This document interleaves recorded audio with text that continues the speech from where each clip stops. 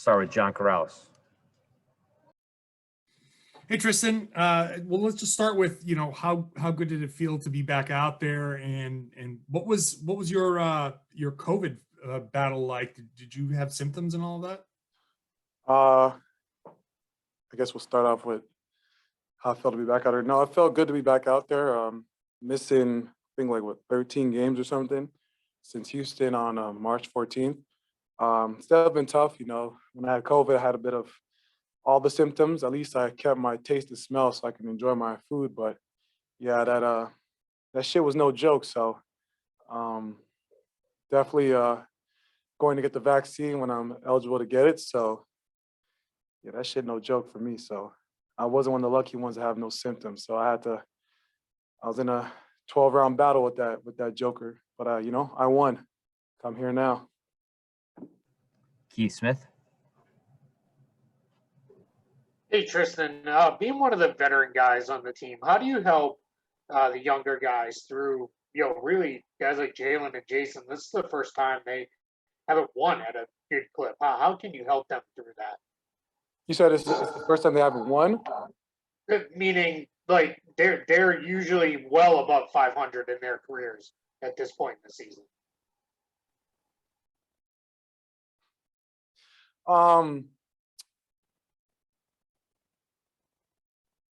Well, to answer that question, the first thing I would say is that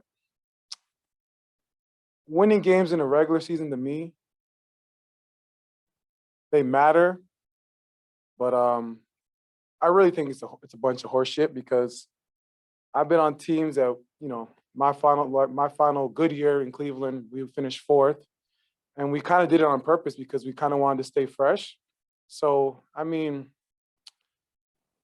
being top 4 seed, being the 3 seed, being the 1 seed. I mean, let's be real. Probably I think it was 3 out of the 4 years we made the finals, we were never the number 1 seed. Raptors were the number 1 seed, beat them 4-2. Played Atlanta, they won 60-something games, beat them 4-0. Played the Celtics with IT, beat them 4-1 because Smart made, I think, 8 threes that game. Played the Celtics again. I think they were the higher seed. Beat them in 7 games. That was a battle. So that shit don't really matter to me. That don't matter to me. My whole thing is just being healthy when it matters. Of course, for us, haven't had a healthy squad, and now adding Fournier, him out with his safety protocols. So we haven't had full health. So I think regular season matters in terms of just building chemistry, but that shit's out the window when you get to playoffs. It's all about matchups. You saw the New Orleans Pelicans were a 6 seed and boned the shit out of a Portland Trailblazers team that was a 3rd seed. You see it all the time. So it's all about matchups in the playoffs. It doesn't matter what your seeding is. As long as you're healthy and you match up with the team, you can win. Anything's possible. So, but in terms of Jalen and Jason, it's just growing pains. The better you get in your career, the more challenge and obstacles you have. Every great player goes through it.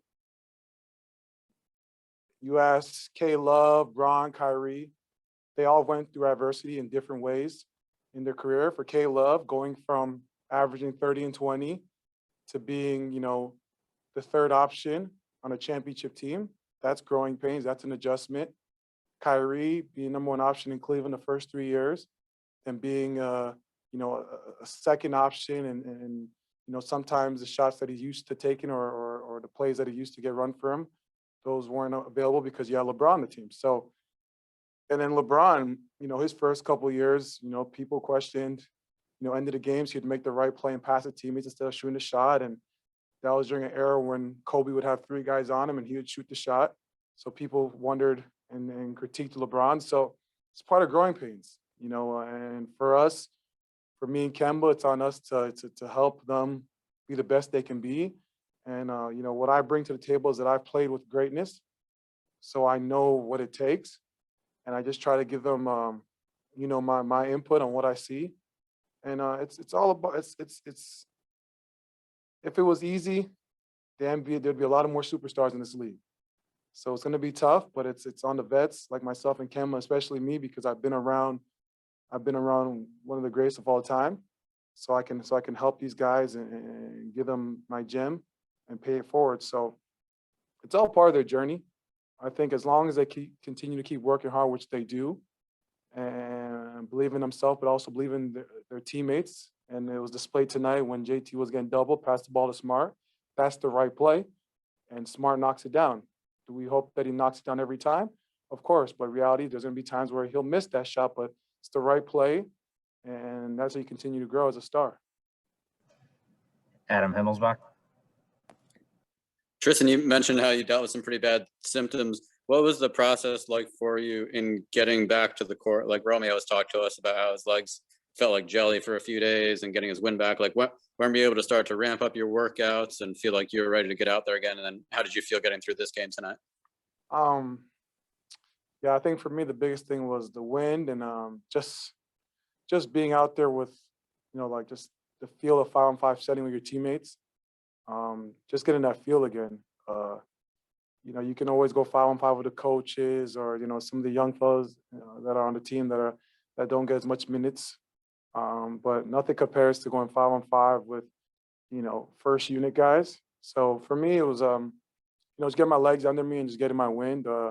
Missed a couple hook shots that I usually make, but that's just getting my legs under me. So just finding ways to impact the game. Gary Washburn. Hey, Tristan, I know you're used to hearing a lot of rumors about you in terms of throughout the years in Cleveland and playing, just being a high profile guy, high profile team. What were your thoughts when there was kind of circulation that you were not well liked in the Celtics locker room and that they were upset with you about the COVID situation? And what went through your mind that upset you? What was your disposition when you heard those things?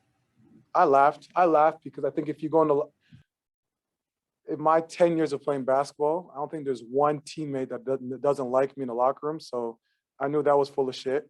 That guy, Kevin O'Connor, I don't even know why I mentioned his name or not because he doesn't deserve my 2 cents, but I remember every name because I'm like an elephant.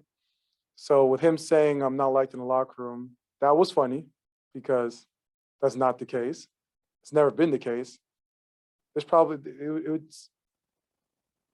so that was just him trying to get some clickbaits with my name, but I'm used to it.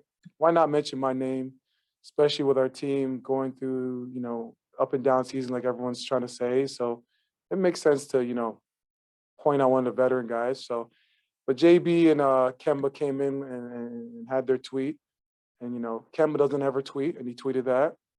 And JB came and did the same thing. So that guy's wanted clickbaits. You're welcome, Kevin O'Connor, for using my name. It got you some more hits and some retweets, but that was a joke. And you can ask any of my teammates from 2011 when I played in the NBA till now. I don't think there's one teammate that they don't like me, or even a trainer, equipment guy, a ball boy. I got a pretty good rapport in this league, so I'm not going to let some guy with Twitter fingers, try to bring down what I've built. So good attempts, Mr. O'Connor, but I'm Teflon steel. You can't bring me down like that. I'm too blessed, and I'm too covered to be put down by your negativity or your reach. All right, we'll wrap it up right there. Thanks, Tristan. Yep.